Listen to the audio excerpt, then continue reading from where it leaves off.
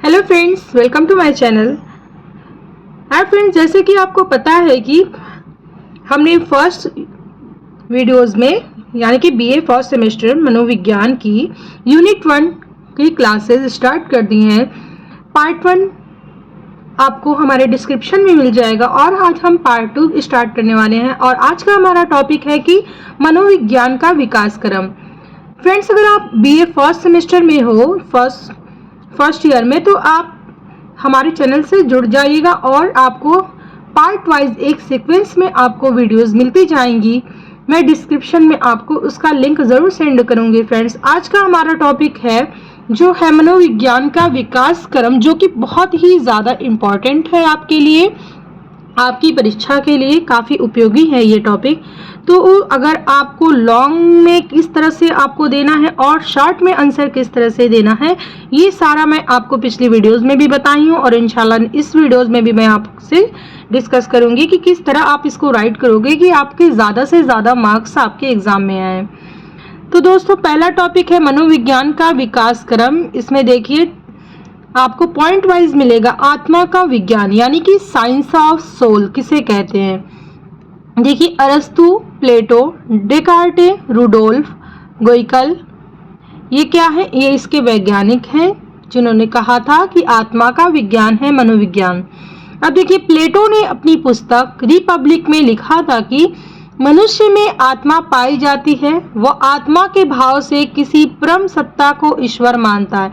यानी कि प्लेटो का मानना था कि मनुष्य के अंदर एक आत्मा पाई जाती है वो इसी के भाव से किसी परम सत्ता को, यानी कि किसी एक को वो क्या करता है, उसी के भाव से वो ईश्वर मानता है। यानी कि उसके अंदर एक भाव उत्पन्न होता है कि ये हमारे लिए है, ये हमारे ईश्वर है और हम इसको मानते हैं।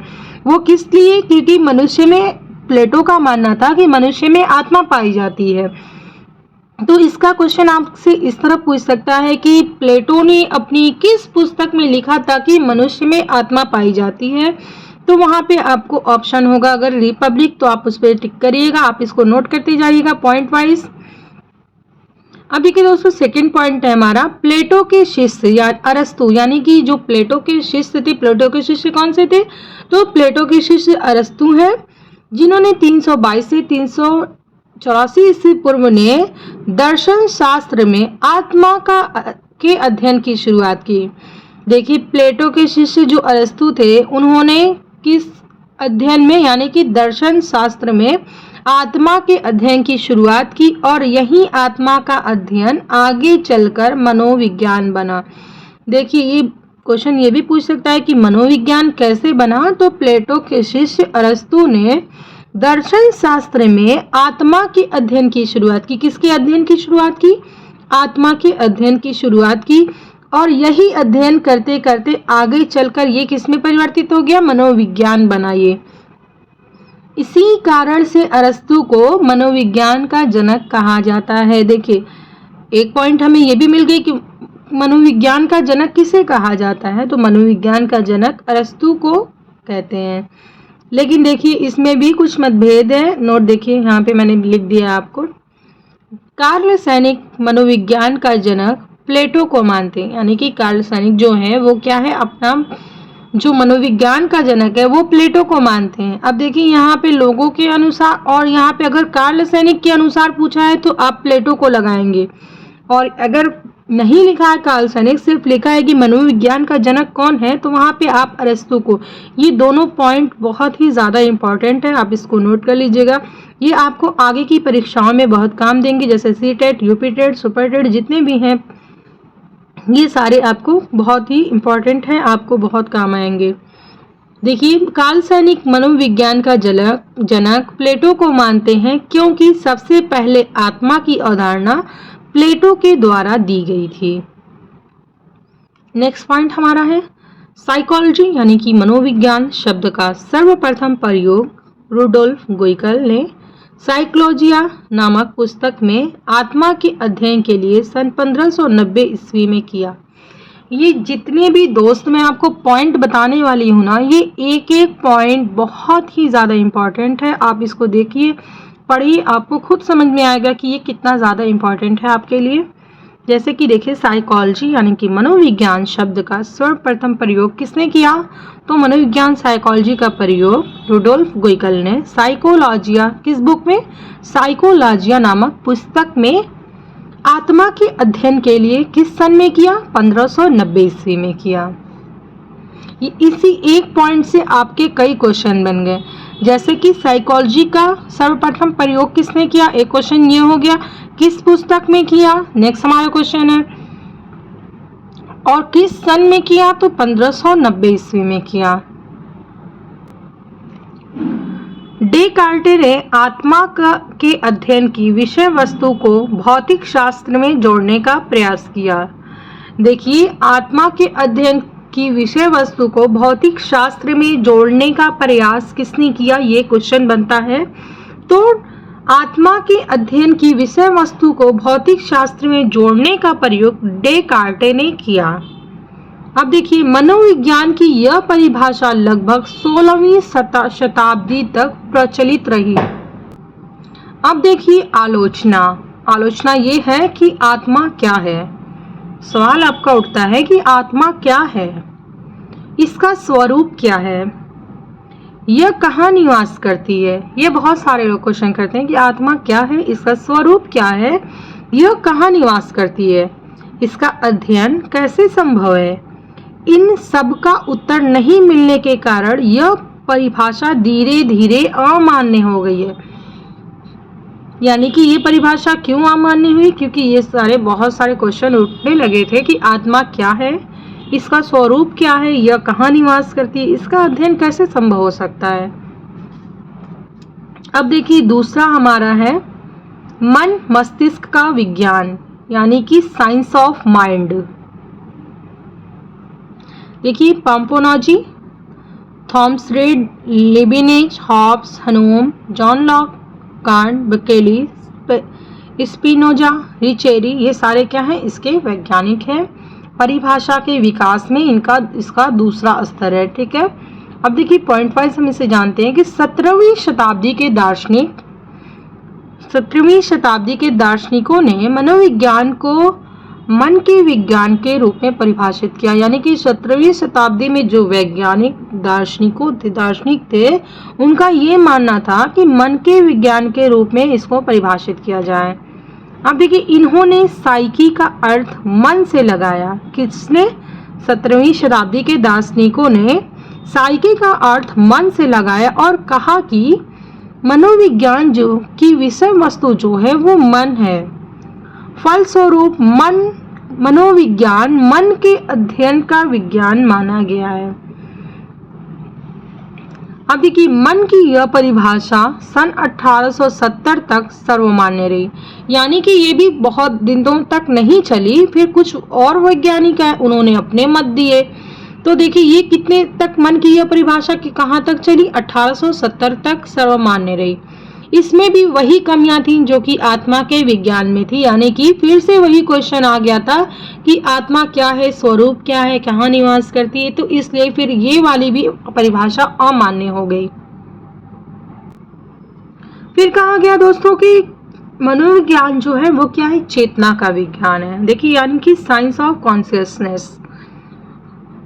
अब देखिए, इसके जो वैज्ञानिक थे, परिभाषा विकास क्रम का ये कौन सा स्तर है? चेतना का विज्ञान। ये परिभाषा विकास का कौन सा क्रम है? तीसरा क्रम है। इसके वैज्ञानिक कौन कौन से? देखिए, William James, William Wundt, Edward Bradford, Titchener, James Sully, चेडरविक, वाइल्स। अब देखिए, विलियम जेम्स ने सन 1870 ईस्वी में विचार दिया। उन्होंने अपना विचार दिया कि किसने विचार दिया? विलियम जेम्स ने। कि उन्होंने बताया कि चेतना जो है, चेतना ही जीवन है। चेतना क्या है? जीवन है, और जीवन ही चेतना है। यानी कि चेतना जो है वो हमारा जीवन है, और जो जीवन है वही चेतना है। ये किसने बताया? विलियम जेम्स ने बताया। इनके इसी विचार के आधार पर इसका नया अभिप्राय चेतना का विज्ञान बना। अब देखिए, विलियम जेम्स के प्रयासों से सन 1870 में मनोविज्ञान दर्शन शास्त्र से अलग हुआ। मनोविज्ञान देखिए ये भी बहुत ज़्यादा इम्पोर्टेंट है। क्वेश्चन कि मनोविज्ञान दर्शन शास्त्र से कब अलग हुआ और किसके प्रयासों से अलग हुआ? तो सन 1870 ईस्वी में मनोविज्ञान दर्शन शास्त्र से अलग हुआ। ये सारे पॉइंट आप नोट करते जाइएगा। विलियम जेम्स को आधुनिक मनोविज्ञान का जनक कहते हैं। देखिए ये भी बहुत इंपॉर्टेंट है। आधुनिक मनोविज्ञान का जनक किसे कहा गया? विलियम जेम्स को। और मनोविज्ञान का जनक किसे कहा गया? आप जरूर बताइएगा। मनोविज्ञान के जनक किसको माना जाता है और कार्ल सैनिक के अनुसार किसे कहा जाता है? आप इसका आंसर मुझे जरूर दोगे कमेंट बॉक्स में। अब देखिए सर्वप्रथम विलियम जेम्स ने 1890 में अपनी पुस्तक, कौन सी पुस्तक? प्रिंसिपल्स ऑफ साइकोलॉजी यानी कि मनोविज्ञान के सिद्धांत में मनोविज्ञान को चेतना की अवस्था के रूप में परिभाषित किया। देखिए ये क्वेश्चन पूछ सकता है कि प्रिंसिपल ऑफ साइकोलॉजी बुक किसकी है? तो विलियम जेम्स की है। किसकी है? विलियम जेम्स की है। इन्होंने अपने पुस्तक में ये क्या परिभाषित किया? चेतना की अवस्था को परिभाषित किया। अब देखिए आगे इस परिभाषा को दूसरे कई मनोवैज्ञानिकों द्वारा समर्थन मिला, यानी कि इस परिभाषा को और भी लोग सपोर्टिव में आए कि हाँ ये सही है। अब देखिए ये कौन से लोग थे जो सपोर्ट किए? तो देखिए विलियम वुंट जो है वो उसमें प्रमुख है, उन्होंने बहुत ज़्यादा सपोर्ट किया इसका। अब देखिए 1932 से 1832 से लेके 1920 ईस्वी तक विलियम वुंट ने सन 1879 में जर्मनी के लिपजिंग शहर, किस शहर में? जर्मनी के लिपजिंग शहर के लिपजिंग विश्वविद्यालय, यानी इसका नाम वर्तमान नाम कार्ल मार्क्स विश्वविद्यालय, इसका वर्तमान में क्या नाम है? पहले ये नाम था लिपजिंग विश्वविद्यालय, लेकिन अभी वर्तमान में इसका नाम है कार्ल मार्क्स विश्वविद्यालय में मनोविज्ञान की सर्वप्रथम प्रयोगशाला स्थापित की। इस कारण विलियम वुंट को प्रयोगात्मक मनोविज्ञान का जनक कहा जाता है। देखिए ये भी बहुत ज़्यादा इम्पोर्टेंट है। ये सारे आपके क्वेश्चन ये फंसाने के लिए पूछे जाते हैं। अब देखिए पहले तो ये हो गया कि मनोविज्ञान का जनक किसे कहा जाता है। दूसरा क्वेश्चन हमारा ये है कि कार्ल सैनिक के अनुसार मनोविज्ञान का जनक किसे कहा जाता है। अब देखिए आधुनिक मनोविज्ञान का जनक किसे कहा जाता है। अब यहाँ पे आ गई बात, प्रयोगात्मक मनोविज्ञान का जनक किसे कहा जाता है। तो विलियम वुंट को प्रयोगात्मक मनोविज्ञान का जनक माना जाता है। अब यहाँ पे नोट, भारत में सन 1916 में डॉक्टर NN सेनगुप्ता द्वारा कलकत्ता विश्वविद्यालय में प्रथम मनोविज्ञान प्रयोगशाला स्थापित की गई। ये दोस्त बहुत ज़्यादा इम्पोर्टेंट है, जिसको मैंने नोट करके लिख दिया कि आप इसको अलग से देख सकते हो। देखिए कलकत्ता प्रथम मनोविज्ञान प्रयोगशाला कहाँ स्थापित है? तो कलकत्ता विश्वविद्यालय में। ठीक है, किसके द्वारा? डॉक्टर NN सेनगुप्ता द्वारा। इसे 3-4 क्वेश्चन बन जाएंगे फ्रेंड्स, इसको जरूर नोट कर लीजिएगा। नेक्स्ट पॉइंट है, विलियम वुंट के समय में मनोवैज्ञानिक अंतर्निरीक्षण द्वारा मन की संरचना का विश्लेषण कर रहे थे। किसके समय में? विलियम वुंट के समय में जो मनोवैज्ञानिक लोग थे वो किसके द्वारा? अंतर्निरीक्षण द्वारा मन की संरचना का विश्लेषण करते थे। इसलिए चेतना का विज्ञान मानने वाले जो मनोवैज्ञानिक थे उनको संरचनावादी कहा गया था। अब ये भी क्वेश्चन पूछ सकता है कि उस वक्त के मनोवैज्ञानिकों को संरचनावादी क्यों कहा गया था? क्योंकि वो अंतर्निरीक्षण द्वारा मन की संरचना का विश्लेषण करते थे, इसलिए उन्हें संरचनावादी कहा गया था। अब देखिए इस परिभाषा को मानने वाले मनोवैज्ञानिकों के अनुसार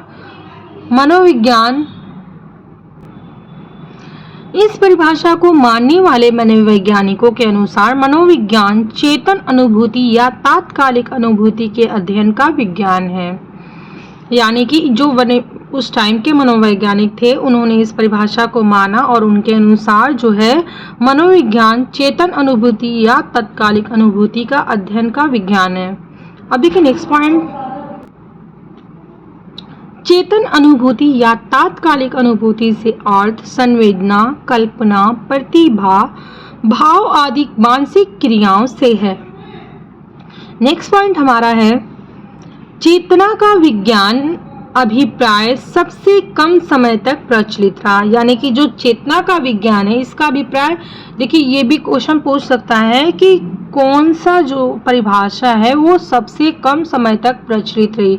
तो चेतना के विज्ञान की जो परिभाषा है वो सबसे कम समय तक प्रचलित रही। यह सन 1900 तक आते आते मात्र 30 वर्षों में समाप्त हो गई। अब देखिए आलोचना भी इसकी भी की गई। सन 1905 में ब्रिटिश मनोवैज्ञानिक विलियम मैकडूगल ने अपनी पुस्तक आउटलाइन साइकोलॉजी में चेतना को एक बुरा शब्द बताकर इसकी आलोचना की।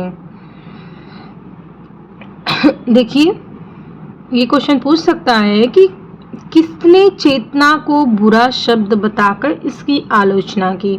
तो ब्रिटिश वैज्ञानिक विलियम मैकडूगल ने और किस पुस्तक में, अपनी पुस्तक आउटलाइन साइकोलॉजी में चेतना को एक बुरा शब्द बताकर इसकी आलोचना की। विलियम मैकडूगल देखिए 1771 से 1938 तक।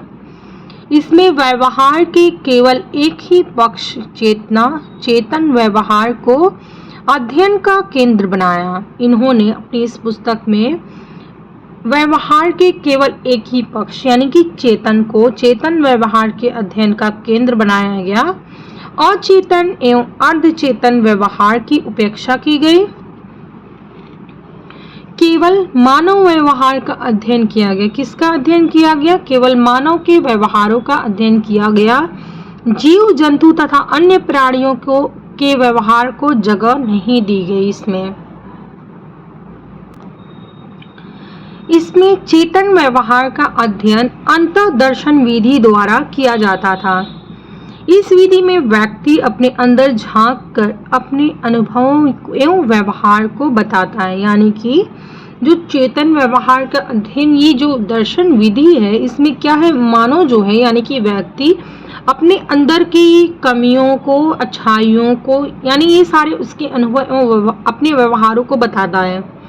इसका दोष यह है कि कोई व्यक्ति अपने दोषों को छुपा लेता है और गुणों को ही बताता है। देखिए मोस्टली आज के दौर में तो यही होता है कि कोई अपना दोष गिनाने वाला नहीं है, सारे के सारे गुण बताने वाले हैं अपने। तो उस टाइम भी यही थी कि इसका दोष भी पाया गया कि यह है कि कोई व्यक्ति अपने दोषों को छुपा लेता है और गुणों को ही बताता है, जिस कारण यह वस्तुनिष्ठ, वैध तथा विश्वसनीय नहीं थी।